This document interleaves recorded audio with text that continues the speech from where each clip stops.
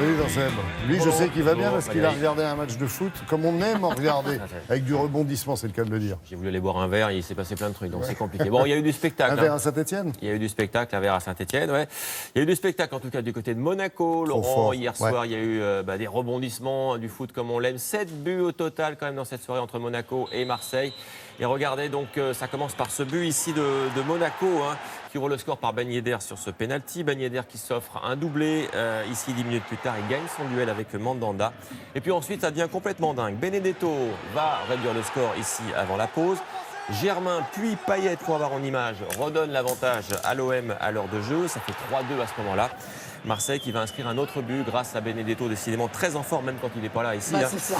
En tout cas, ça fait 4-2 l'arrivée pour Marseille à ce moment-là. Monaco qui va revenir à 4-3, mais ça va s'arrêter là. L'OM est 4e ce matin, Monaco 19e. Une soirée réussie sur le rocher. Autre match, hier soir, renversant à Saint-Etienne. Toulouse avait ouvert le score sur ce pénalty de Gradel. Puis Leia Iseka a doublé la mise pour les Toulousains. À ce moment-là, ça fait 2 partout. C'est un ancien verre, hein, Gradel. Exactement. Et là aussi, rebondissement. Amouma va remettre un peu les pendules à l'heure avant la pause ici. Puis il s'offre un doublé en deuxième mi-temps. Le voici son doublé. Score final, 2 buts partout. Ce matin, les Verts sont 15e. Attention quand même, Toulouse 10e. Et puis la belle opération des Nantais, vainqueurs de Reims. 1-0, but inscrit sur cette action conclue par Koulibaly à la 70e. Et là, cette victoire permet tout simplement aux Nantais de remonter sur la 3e place, donc sur le podium de Ligue 1, effectivement. Reims est 11e. Si allait vite, il y a eu trop de buts dans la fin. Il y en a eu beaucoup. Hein. Oui, mais ce sont des belles journées dense, surprenantes. Et puis voilà, c'est pas toujours le même leader. Ça devient un petit peu d'intérêt. Voilà, Paris est leader quand même. On parle de sport, on parle pas d'argent.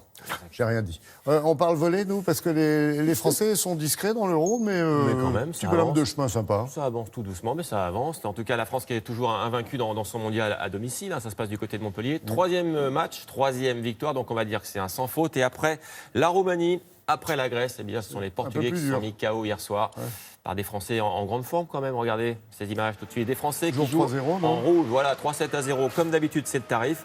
Donc le match, Vélis joue à Montpellier. Le moins qu'on puisse dire, c'est que les Français ont totalement asphyxié les Portugais en défense.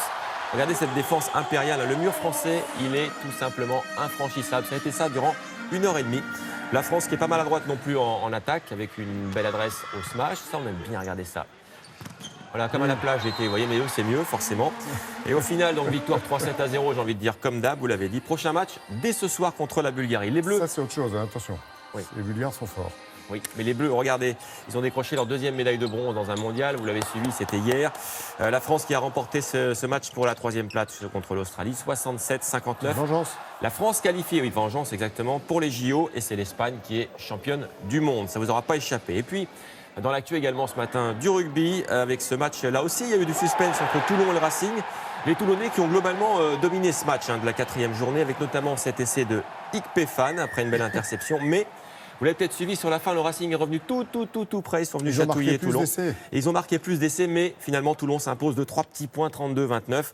Au championnat, Toulon est 6e, le Racing est 10e. Ils ont un joli botteur-buteur, comme on dit. Exactement. Allez, on va se faire plaisir aussi en sport mécanique avec quand même des Français qui sont plutôt en forme. On va dire que tout roule pour nos champions. Il n'y a pas de Formule 1, Valérie. Non, Pierre, il n'a pas roulé ce week-end. Bon, il y a eu de la moto, il y a eu du rallye avec un Français champion du monde en titre, Sébastien Ogier, qui met fin à sa série noire. Ça, c'est bien. Ça se passe, regardez, du côté de la Turquie. Le voici sur le podium avec son copilote Julien Ingrassa. Ils ont gagné sur leur Citroën. Ils ont surtout évité les pièges d'Australie qui a terrassé le leader. Tanak, l'Estonien, le leader du championnat du monde. Le Belge de Ville, lui aussi, a été piégé et termine seulement 8e. Et du coup, super opération. Il a mis carton plein. Et voilà, il a pris 25 points, Sébastien Ogier. Donc du coup, il revient à 17 points seulement de Tanak au championnat. Et puis, ça aussi, vous l'avez peut-être suivi. Très beau final. Regardez, tout s'est joué dans le dernier tour entre Marc Marquez et le Français Fabio Quartararo. Il a fait toute la course en tête, le Français. Et dans le dernier virage, il s'est fait coiffer ici, voilà, exactement, par Marc Marquez, le champion du monde en titre quand même. 7 fois champion du monde. Voilà, Marquez, 7 fois champion du monde. C'est un petit peu dommage, mais je peux vous dire qu'il va en gagner une. Il va en gagner une. Il a fait quelques podiums cette année. Il a 20 ans, ce gamin. 20 ans. Et puis une petite image également de la Vuelta ce matin, la parade dans les rues de Madrid de l'Estonien Roglic en rose ici. Étape remportée par le Hollandais Jacobsen. Et donc voici le vainqueur, vous allez voir, de cette Vuelta sur le podium. Il a quand même battu Valverde, Quintana, donc c'est des gros clients quand même. Deux Slovènes sur le podium. Et exactement, 2 Slovènes sur le podium. Et puis, un Français qui a le maillot à pois, je crois, de meilleur grimpeur, me semble-t-il. Peut-être un peu plus loin. Mais là, Ah, Vous bah, cherchez ce matin, Laurent. Non, tu ne cherches pas.